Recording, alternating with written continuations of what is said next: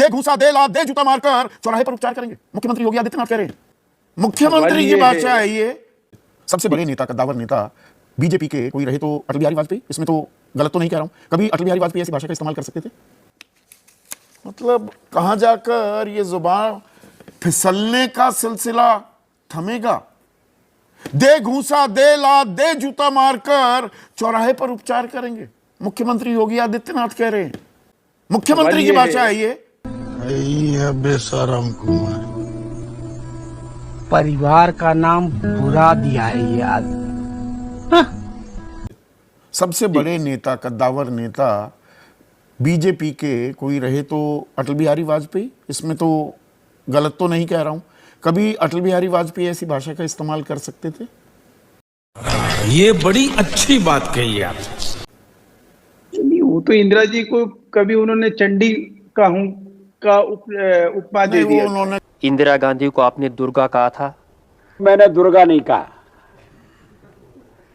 ये भी अखबार वालों ने छाप दिया और मैं खंडन करता रह गया कि मैंने नहीं कहा, नहीं कहा। कहा नहीं, आपने कहा है, आपने कहा है।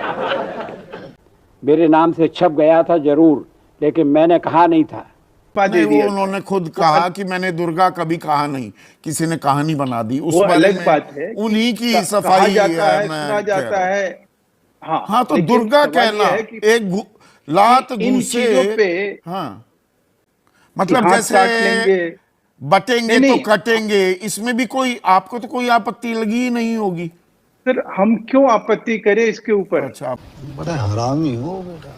जहाँ एकजुटता की बात हो रही है, एकजुटता हिंदुओं की, मुसलमानों के लिए ही ये कटेंगे शब्द इस्तेमाल हुआ है। बटेंगे तो कटेंगे में ये आपका परसेप्शन है ना। अच्छा, ये मेरा परसेप्शन। चोर के दाढ़ी में तिनका। अच्छा, चोर भी हो गया, मुसलमान चोर भी हो गए और कटेंगे तो उनके लिए इस्तेमाल ही हो रहा है।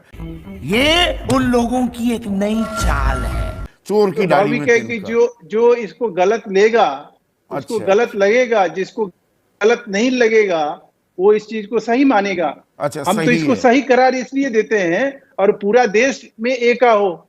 एकता तो हिंदू मुसलमान का भी हो सकता है ना। अच्छा, हिंदू मुसलमान के संदर्भ में कहा गया ये। चलिए, मैं कह रहा हूं कि आप उसका संदर्भ जो भी निकाल लीजिए। नहीं, हिंदू मुसलमान कह दीजिए ना, स्पष्ट है। मतलब अगर सफेद झूठ बोलना ही है तो ये बोल दीजिए कि हिंदू मुसलमान के संदर्भ में दिया गया ना।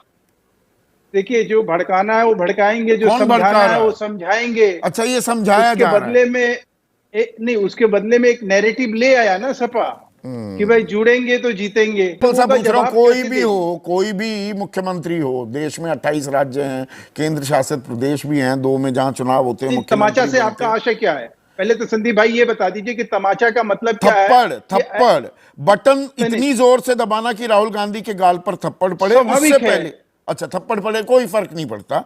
और थप्पड़ कोई मारने थोड़ी जाता है। अच्छा, जब रामलला का गर्भगृह में प्रवेश हो रहा था, सुनिए ना, में कोई चीज आई है।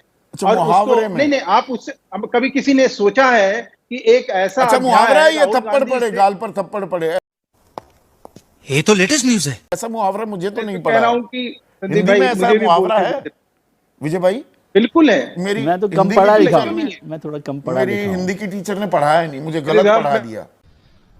अब तो सच बोल दे। कह रहा हूं, अगर इसको भी यही माना जाएगा किसी को वोट देने का मतलब है कि वोट दे और राहुल गांधी को जाकर थप्पड़ मारे, इसका अगर यही मतलब निकाला जाएगा तो मतलब चोरों के नाम मोदी क्यों होते हैं, उस पर 2 साल की सजा भी फिर तो गलत हो गई थी। ये बड़ी अच्छी बात कही आप।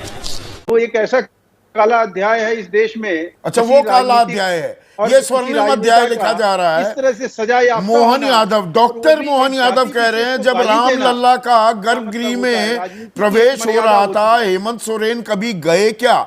इनकी पत्नी को भेजा क्या? कैसी अपमानजनक बातें कर रहा है। मैं समझ नहीं पाया संदर्भ। इनकी पत्नी को भेजा क्या? मतलब कोई एक कांग्रेसी अप्पू चप्पू, उनके भाई बहन कोई गया क्या? कौन है ये लोग? कहां से आते हैं? अप्पू चप्पू, अभी अच्छा, भाई ये बहन, सारी चीजें तो आपने आपने बड़ी सेलेक्टिव तरीके से ये 8-10 चीजों को निकाला। अच्छा, कांग्रेस अभी 4 घंटे पहले, हाँ, अभी 4 घंटे संतोष सिंह का बयान तो मैंने सुनाया ही नहीं है ना। नहीं, 4 घंटे पहले सुधाकर सिंह का वो बयान मैंने सुनाया ही नहीं। मेरे भाई अभी 4 घंटे अकबरुद्दीन पहले ओवैसी का क्या बयान बोल तो के मैंने आए? सुनाया ही नहीं। हेमंत क्या रघु बोल के शर्मा आए? का बयान तो मैंने सुनाया ही क्या नहीं। बोल कितनी के आए? सिलेक्टिविज्म करेंगे। इधर तो चुनाव आयोग मजबूर नजर आ रहा है, सत्ता पक्ष पर एक्शन नहीं ले सकता, विपक्ष पर लेगा तो सवाल उठेंगे, तो चुपचाप बैठा है, हाथ पर हाथ धरे बैठा है, शतुरमुर्ग बन गया है। चुनाव आयोग को कौन रोक सकता है नोटिस देने से? यार यहां पर एक अहम सवाल छत्तीसगढ़ से आता दिख रहा था, भिलाई से।